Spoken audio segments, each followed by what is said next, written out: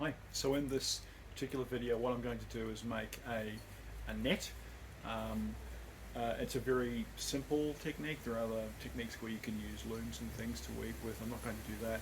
But this is a pretty basic, pretty useful one because it can be used for a gill net, so for fishing, trapping fish in water. Also could be used for a carry bag or such like.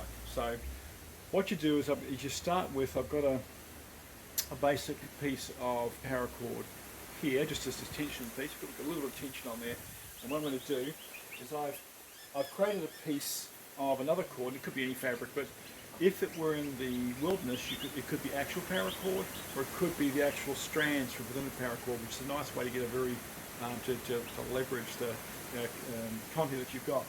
What I'm going to do is I'm going to halve it and bring it up here, and just do a little hitch where I'm basically bringing it in like that. So that's the basic starting point. A couple of strands tied up through here, and what we'll do is we'll do the same sort of thing a few more times. So we'll bring in this one. I'm going to come back to this. I'm conscious of the spacing, but I'll come back to that more in just a bit. So we've made different cuts here. You don't have to have different colours. I just wanted that for an aesthetic touch, to be honest. Doing this particular technique, we're using tools like this for water, will be invaluable. So I'm just getting these sort of even. Then some people will use an actual card of some sort, like a piece of wood, like an oblong, to shape the distances. I'm not going to worry about that for today. Okay, next thing is we combine them together. So you take two of these and you look to do say a distance of something like that. What we're doing is just a really simple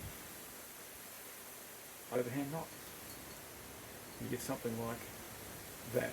And then we grab the next two sort of inner threads and we repeat that same one. We kind of find a similar sort of level, try and keep it even with the other one, and we do our knot. You can see it through here.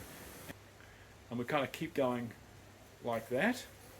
Once we get to these next sections, what we're doing is we're bringing it across and doing a different one. So here we'll make, and here you can start to get into making patterns and so forth, really how you want to do it. Again, a little bit of aesthetics for this, for your finish net. So now I've got the sort of the side, and then we come through and do this for each of the sections. And, you know, I'm moving quite quickly. Probably be quite a bit slower if I were using paracord strands. It's going to be finer, a little bit fiddlier.